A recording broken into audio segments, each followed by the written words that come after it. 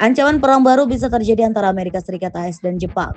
Ini bukan terkait perang sungguhan, melainkan perang di bidang ekonomi, di mana akuisisi perusahaan baja Jepang Nippon Steel ke perusahaan AS, US Steel, coba dijegal oleh pemerintahan Presiden Joe Biden. Federasi Bisnis Jepang, kelompok bisnis terbesar di negara itu, bahkan menulis surat resmi ke Menteri Keuangan AS Janet Yellen, yang juga menjabat sebagai Ketua Komite Investasi Asing di Amerika Serikat, atau SVIUS, yang sedang meninjau transaksi tersebut. Ia didesak untuk tidak terpengaruh tekanan politik di Paman Sam saat meninjau rencana akuisisi tersebut.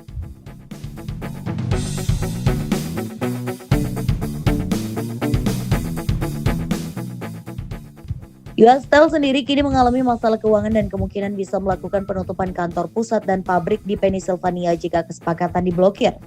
Merujuk data BBC dengan pengambil alian senilai 14,9 miliar US dollar yang disetujui oleh perusahaan pada bulan Desember, ini bisa menjadikan perusahaan sebagai yang terbesar di dunia mengalahkan baja Cina.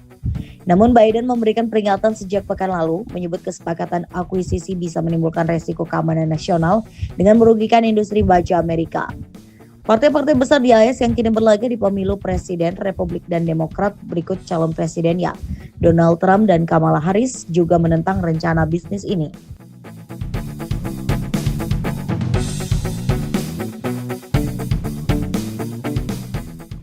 Mengutip peneliti tamu di Peterson Institute for International Economics dan mantan pengacara perdagangan yang telah bekerja dengan berbagai perusahaan, termasuk US Steel, Alan Wolf, intervensi politik memang biasa terjadi di dalam industri baja.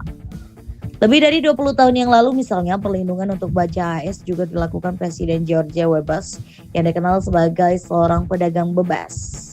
Trump kala berkuasa sebelum Biden juga mendeklarasikan perang dagang dengan mematok tarif tinggi ke asing untuk melindungi para pembuat baja AS. Biden memang mengubah aturan perlindungan tersebut tetapi masih mempertahankan beberapa penjagaan. Ini pun ujar Wolf membuat ketegangan kerap terjadi dengan para sekutu. Namun belum diketahui sikap Jepang dengan pemberitaan ini.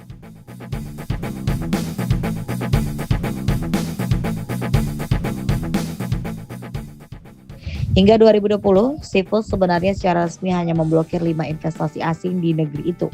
Rata-rata melibatkan China, musuh ekonomi AS, bukan Jepang yang sekutu Paman Sam. Kisah ekonomi modern Jepang dimulai pada tahun 1985. Saat ini Jepang telah pulih sepenuhnya dari dampak Perang Dunia II dan membangun negaranya menjadi kekuatan ekonomi yang mampu menyaingi Amerika Serikat. Jepang dapat membuat apapun, mulai dari mobil murah hingga barang elektronik rumah tangga. Negeri Sakura ini tidak memiliki sumber daya alam melimpah, sehingga ia mengandalkan negara lain untuk memenuhi kebutuhan bahan mentah dan pokoknya yang membuatnya lebih berfokus pada industri manufaktur teknologi tinggi. Contohnya adalah Amerika Serikat lebih banyak berfokus pada industri pertanian dan membutuhkan pasokan alat elektronik murah. Sedangkan Jepang tidak memiliki kemampuan untuk mengelola pertanian, namun mampu memproduksi alat elektronik canggih dan mobil dengan harga murah. Sehingga kedua negara besar ini saling menjalin hubungan perdagangan untuk memenuhi kebutuhan negaranya. 5 negara terdiri dari Jepang, Inggris, Jerman Barat, dan Amerika Serikat menandatangani sebuah perjanjian yang berisi rencana untuk menurunkan nilai dolar Amerika relatif terhadap mata uang Jerman Barat, Inggris, Prancis, dan Jepang.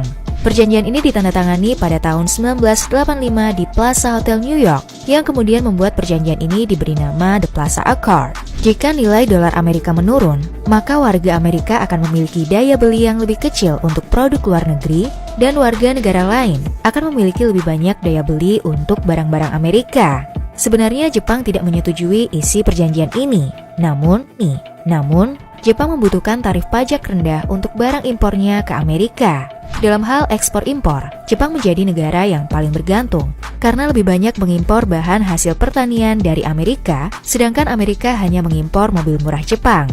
Berkat perjanjian ini, nilai yen terus meningkat dan perjanjian ini membuat Jepang menjadi lebih kaya.